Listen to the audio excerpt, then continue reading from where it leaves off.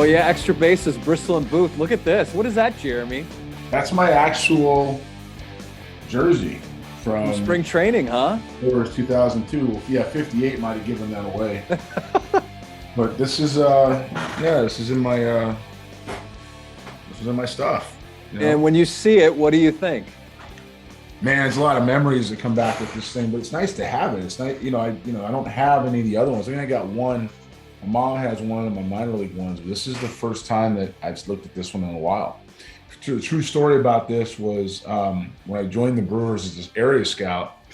Because obviously I'd been there for a minute wearing this thing. They dug my stuff up. They found the jersey, because that's what happens. They cycle them through and they take them out and they give them to the scouts and scout teams and stuff like that. And they found the actual jersey and sent it to me. And so that was my jerseys and area guy. So it was a pretty good gesture from a very good organization at the time, for people and for relationships, man. It was a good crew. It was a good crew. That's no small accomplishment to find that. How many years were there separation again between you joining them as a scout and you leaving them as a catcher? Six. Yeah. There's no way that's the exact jersey you wore. My name was in it with my writing. No, it was mine. It's on there now? No, it was when I got it. I mean, I've washed it through and the tag's no longer there. But when I got it, this was my jersey. Shocked by that. Yeah, no, when I got it, I mean, this wasn't there. I mean, there's the Majestic down here, But so what are we doing with that? Are we going to frame it or? Yeah, I'm going to frame it. There's a place here in Houston or in Katy area. I don't live in Katy anymore right now, as you know, but this is still southwest, West Houston area, that has, it'll do this. It's not going to be inexpensive, but it's definitely one that I'm going to do. I'm actually going to call my mom and get the one jersey she's got out there sent to me as well. So I have this jersey. I'll have a minor league Tri-City Posse jersey. Yes. And then the third jersey I'm going to get framed is one you've seen hanging behind me now for the last couple of years, and that's this. Now you can also do the frames with the pictures, like the picture of you wearing it or a picture of you in it.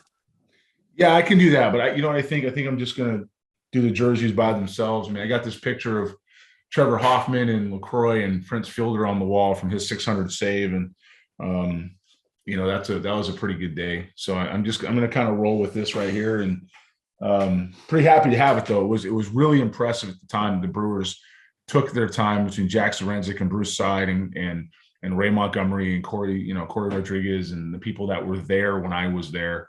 Bobby Heck was a scout there, and so was Tom McNamara when I was a player, but they weren't there. They had already moved on. Obviously, Bobby at that time with Houston, and Mac went over to Seattle pretty fast. So, Jeremy Booth, newsbreaker on January 1st. Breaking news about the Houston Astros additions to their front office. Those additions: assistant general manager, new assistant general manager, Andrew Ball, who worked in the Angels organization. And the second one is Scott Powers. I was trying to pull up the release, Jeremy. Sorry. But you had that 4 days before. 4 days before. Is that when I had it, or is that when I put it out there? Pardon me. That's when you put it out there. I will say this about Andrew Ball. He worked for the York Revolution in independent league baseball, in the independent Atlantic League. I worked in that market at the same time.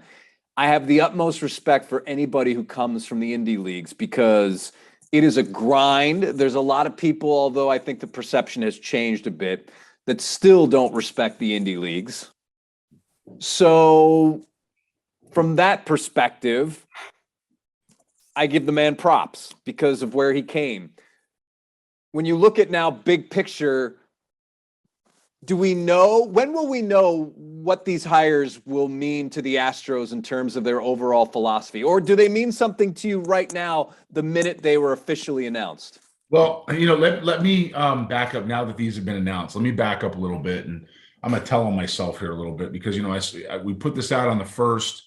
about, Powers and Ball. And when you looked at some of the other people, let's say that, I don't know if I call it breaking news, but let's say putting out what the Astros had finally released, it was pretty bland.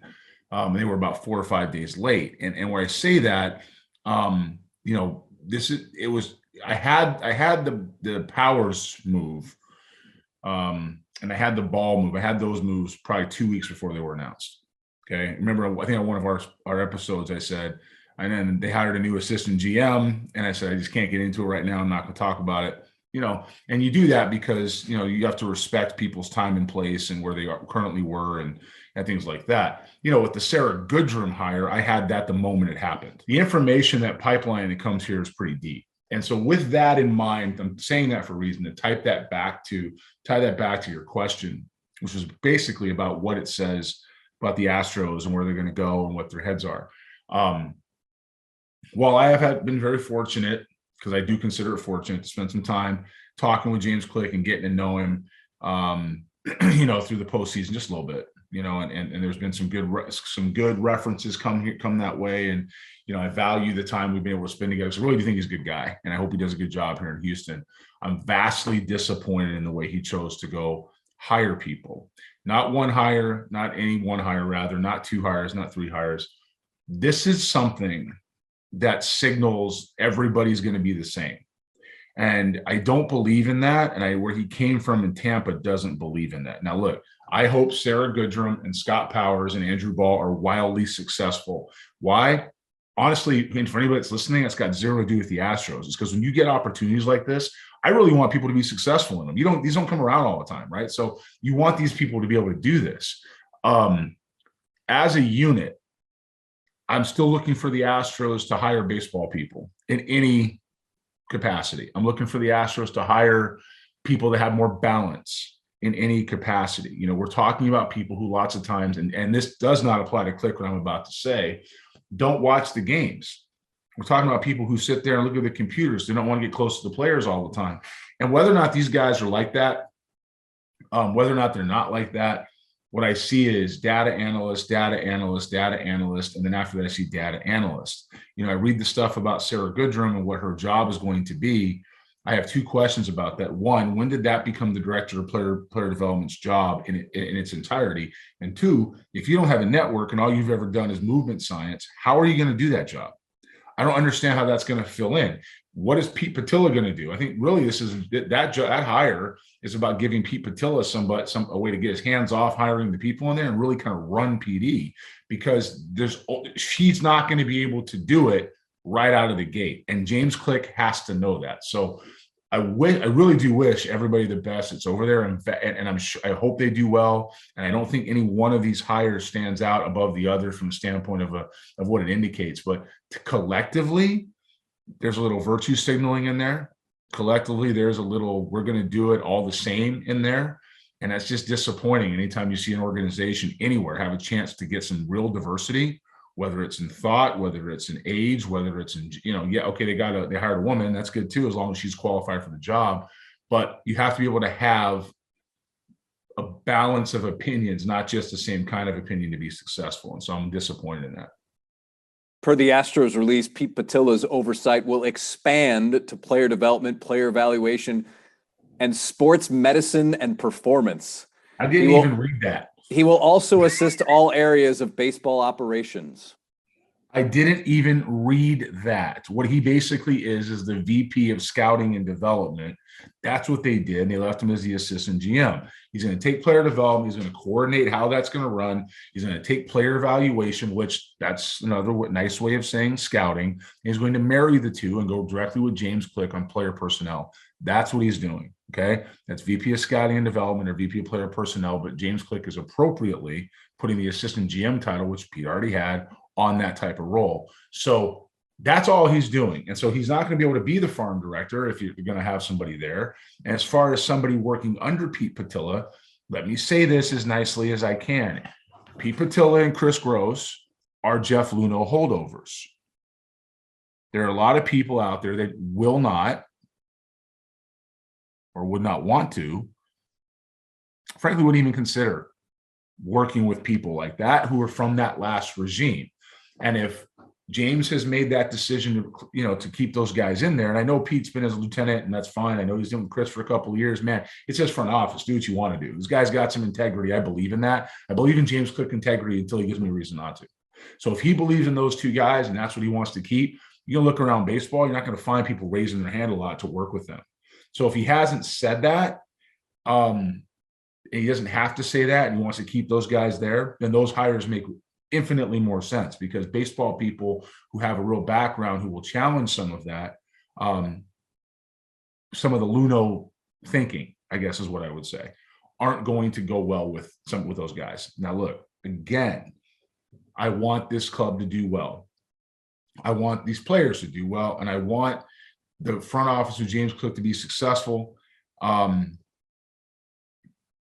that's not a fit for a lot of people. Again, there's zero diversity in those hires, and you can't point to Sarah, 28-year-old girl who's a movement scientist, former softball player, who's never done this job and was a one-year hitting coordinator. You can't point to her and say, woman, what? Young woman. Yeah, you can't point that. Sorry, young woman. You can't point that together and point at her and say that's my diversity hire. It does not pass the sniff test. I hope they do a good job.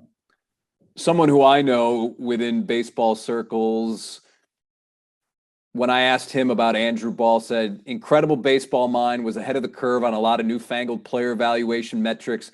As like an amateur blogger, Tampa Bay was the logical place for him to start, considering they're always at the vanguard of this stuff. Not surprised in the slightest how high he's gotten so quickly. Okay. I mean, I have, okay. I just, what I would say is I would go back to what you said about There's a lot of guys like him. Man, first of all, they all look alike. I don't care where that's said. You can, somebody, Ben Zosmer with the Mets, Scott Powers. I haven't seen Andrew Ball, but I'm going to go ahead and guess he looks a lot like those two. These guys all look alike. Like they're all wearing the same clothes, and they all got the same haircut, and they all got the same little fuzz. And I don't get it. Like, that's like the opposite of multiple opinions. Like, diversity doesn't just mean skin color. It means like different backgrounds, right? Where's the different background? Same dude, same guy. It's the same guy. It's the same guy. Andrew Ball, Scott Powers. Who? I just showed him a picture from his time with York in the Atlantic League. Now, granted, that was from 2016, but it's the same guy. Right. I mean, where's the what's that line from Bull Durham? You can win 20 in the show and the press will think you're colorful. Where's the colorful? Show me. I mean, it's the same. I don't believe in that. In my core, I don't believe in hiring the same person for every position. Where is the actual impact? Where is the actual feel for baseball? Where is the emotion that it takes to connect with guys fighting night in and night out? Where is the emotion understanding in the field to connect with the fans? If you've never understood what it looks like on a little kid's face when he's getting an autograph from his favorite guy, if you don't understand what that means, if you don't walk in a major league stadium and step on the field and still get chills, no matter how many times you do it, you're in the wrong sport. I've said that to you before when we've been doing coverage. I mean, look around you, like look where we are. How many times do we walk stadiums? Just walk them. And we've been through them a million times. We walk Minute Maid all the time. We walk Fenway Park all the time. Everywhere we go, we just circle and we see the crowd. We watch the game from different angles and we get part of it. Why? Because every night in a big league stadium is an experience. And if you don't understand what that means to that city, or you don't care, man, get out of the game. And I'm not saying these guys are any of that. That's not what I'm saying. I'm saying that you have to have some of that blood, sweat, and tears in there besides what's behind a computer to have a balance. And they don't have any balance. And that's disappointing. I would love to see their reaction while listening to this. They're gonna, well, you'll see it because we know they listen. And I tell you right now, and Chris Gross and I have talked repeatedly, and it's funny, I made a comment when they drafted somebody and whenever the draft was, and I said, well, if Chris will ever talk to me, well, I see him in the postseason, he brought it up. Look, the guy does a good job. He definitely pours his heart and soul into it. And when I say that, he doesn't, whether I agree with his picks or not, time will tell. always how they play out. But I will say for Chris, he's probably going to fall off his seat. I will say for Chris that I know he works hard. I know he gets after it. I know he cares. Something he said to me showed me that he cares. I will also say this publicly because I was asked somewhere else and you kind of gave me a hard time for it. I have no interest.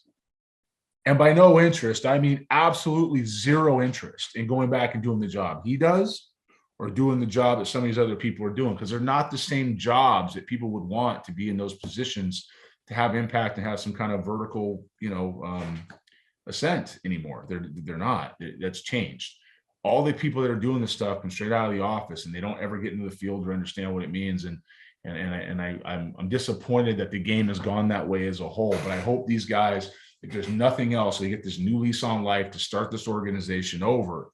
I hope they listen to what I'm saying, take it to heart, because I'm telling you right now, Scott Powers and Andrew Ball, and yes, even as much as I respect you, James Click, if you let me down, I will tell you. And I will say it here, and I will talk about how you're letting me down. Not going to give up any secrets, and I'm sure not going to come after your character unless you do pull a Luno, and then we're going to talk about that too. But if you go out there and you just run with this thing with like the Cyclops eye on your head, and it's all about WOBA and war and all these different things you're going to look at on your sheet, instead of what the actual game means and the rhythm of the game, you're going to hear from me. End of story. Speaking of Muppets, this is something that I think this can be related to baseball, even though this was a tweet from @NFL draft analyst Harrison somebody or other. I took a screenshot, so I don't have the name. But I want you to hear this. This was from earlier this week.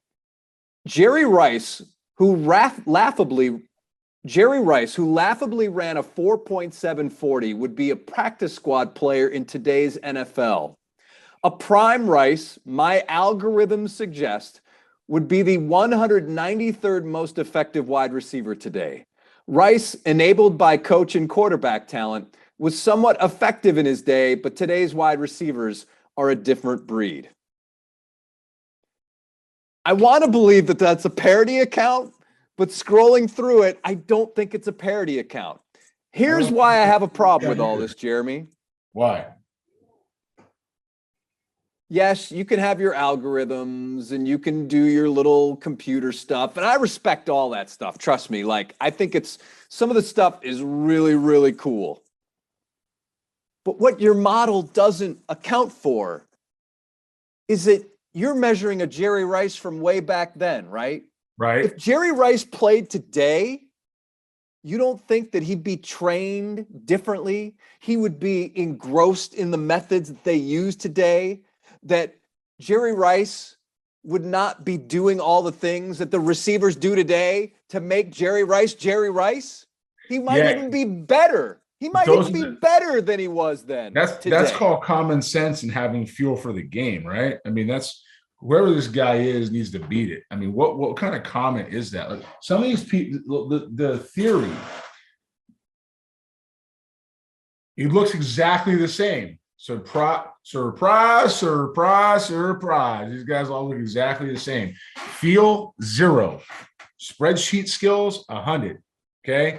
When you look at these guys, I'm trying to understand. It's a joke. It's not, don't get sensitive. Don't get sensitive. It's a joke. It's not an insult. You have to have some kind of balance. There's this thinking that today's game, in any game, today's era is automatically better and was reinvented and nobody else that ever did anything before then has any kind of clue. I don't care if that's basketball. I don't care if that's soccer, baseball, checkers, tiddlywinks, hopscotch, double dutch. Everybody seems to think today is better than yesterday. There's a lot of today that's impressive. There's a lot of it that's not. And as good as the athleticism is, man, a lot of these guys can't play dead in Western. I mean, that's just I don't understand what that's about. So the guys like the data analysts like that, you stay over there. Who's the best wide receiver in the NFL today? Man, I don't watch NFL anymore. Cooper Kupp. I don't. Guess what he ran? A 40. 4.62. I was going to say 4.6. He's the best wide receiver in football right now. I don't know. Does he play for the Texans? No, he doesn't. Cooper Kupp. That's the guy. Yeah, So he doesn't look the same. no, but to think that a Jerry Rice wouldn't be trained in today's methods and wouldn't embrace everything that they know about the game that makes these receivers so considerably better, I guess, measurables than before. Like, come on, man. Let me tell you something. Let me give you an example of a couple of guys. There are a couple of guys, high school picks. You'll know who they are. Some other people will not, which is my point. Donovan Tate and Levon Washington. Okay. They both ran sub 6'2", 60-yard dashes, and they both were outfielders. Anybody else who is not a draft guru or a scout, does anybody know who the heck those two guys are? And if the answer is no, then tell me how that type of speed, which is better than an 80 runner, right? It's 8+, can't play center field and can't play in the big leagues. Tell me how that's better than a guy like, I don't know, Jock Peterson, who can hold it down for a little bit and produce. You rather have Jock Peterson or you want to have Donovan Tate? I've seen men in their early 30s, mid to late 30s, play some of the best center field they've ever played in their life, not because of their speed, but because of their angles, the way they've watched the game, their experiences. So, yeah. How about Jim Edmonds? He wasn't that great a runner. Pretty good player. You don't think that because you guys weren't around to pay attention. You don't understand what it means to step on the field and watch those angles and instincts. You're too busy looking at, what was it? Defensive run set, DR. I deleted that. When Carlos Correa said it, I looked it up again. I was like, man, defensive run save. Let me make sure that I'm thinking about the same thing he is. And I was like, yep, even the people that created it said this is trash. So we're too busy into those type of things instead of watching the game. But you got to have some feel to understand it. You got to have some feel.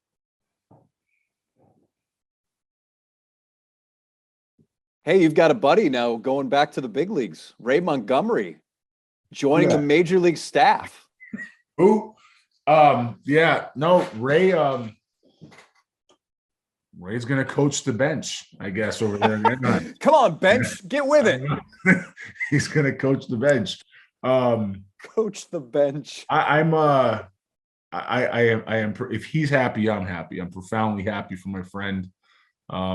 If that's what he wants to do. I think, and look, I got somebody else on that staff too now, Benji Gill. Well, listen, coach the bench. Those types of guys are typically the next rung down when you're looking at prospective managers and in other places. Yeah, Benji's over there too. Benji Gill's, going to be presumably their first base coach, and Benji actually, worked here.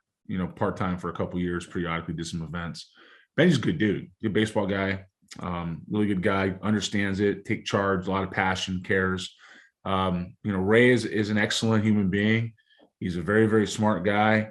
He sees things differently. He has a lot of old school in him, a lot of progressive in him. He's a pretty good blend. My thing on Ray is that, man, see, he'll never say this. Man, so thankful to be able to do this with you, man. We do this a long time. Ray's been shafted. He's been absolutely shafted in Arizona, and he was shafted in Milwaukee. He should have been the general manager in both places. Now, I can honestly say that Milwaukee, to me, is more disappointing than Arizona because Ray was on the fast track. Had spent his time there and was internal. And when he got a chance to go over to Arizona as a scouting director after being passed over in Milwaukee, when Bruce Side, who's the guy they hired, passed away, Ray went back, but he went back because he was passed over as a GM in Arizona. Now, he'll never say that. And I mean, if you pinned him down and say, hey, man, it's waterboarding time, he still wouldn't do it because he's that much of a professional. Okay. So please understand that I'm saying that instead of him. This is my knowledge. He has never said this to me, but this is what has happened. And in Milwaukee, they hired David Stearns ahead of him. Now, look, they may have worked out okay, but their system over there. So, there's some things that he's been shafted on. I'm really happy for him that he's getting this opportunity. For me, this is more of a conduit move, not because Ray's not good enough, not because he can't be there. This is more of a front office, tie together with the club on the field, see how this is going to work with Ray and Madden, who's a VP, who he was doing all the player personnel, right, which is a job he wanted. how him and Madden will do this together and construct this organization so that when Joe Madden does move on, and Joe's what, 70 now? 69, 70, somewhere in there. When he does move on, there's somebody in position who can work hand in hand with Perry to take this job. I think Ray will do this for a while. I asked him about it this morning, and I just, we don't have any holding anything back from each other. We've never been that way. We've had some pretty interesting experiences in the car, and doing stuff in different parts of the country. But he just said, yeah, we'll see how I feel a little later, but I'm happy about it right now. So, I'm happy for him, and I'm good. He's going to do great. Anything he does, he's a star. And look, man, you couldn't ask for a better opportunity for a better person. Real quick, let me dumb this down a little bit, but is it possible that by him moving into that role, he would perhaps have a little more communication with the front office and let Joe Madden not worry about a lot of stuff? Or am I just making that too simplistic? No, I think that's it. I mean, he's a conduit. I mean, he's going to, it makes sense to be a conduit. He's brought over there with Perry to help select all the players and run the organization. And now a year later, he's on the field in the big league club, not the farm director, not somewhere in AA, with the big league club in the number 2 spot. There's a reason for that strategically, right? We'll see if it works. We'll see how it goes. If anybody can make it work, he can, and I'm happy for him. I really am, as long as he's happy. If he's not happy, I'm pissed. So good for him. All right. Well, I think that should wrap it up for tonight. So for the disgruntled former Major League scout who has no interest in going back and doing that job for a team, who's had teams interested. 8 I spoke to this fall. 8. Not bad for a guy who the game has likely passed him by. Yeah, that's happening. Yeah. I wish I could keep up. Yeah. Here's something that would be good. Next time I write something or put something out there that I'm going to do or that we're going to put together, let's see if somebody else doesn't try to run it. How about that? You just go ahead and do what you're doing. I'll do what I'm doing. The series has taken a pretty big step forward. There's some exciting times over here with what we're doing. Of course, you and I always have a blast, when we're doing this stuff. And there's going to be, it looks like there's going to be some more stuff to come here. And it's going to be busy 2022. Ooh, another tease from Jeremy. Yeah. All right, everybody. Yeah, why not 24? Yeah, why not 20? Yeah. All right, everybody. Thanks for tuning in. Like, subscribe. If you have any questions, leave them below, and we'll talk to you next time.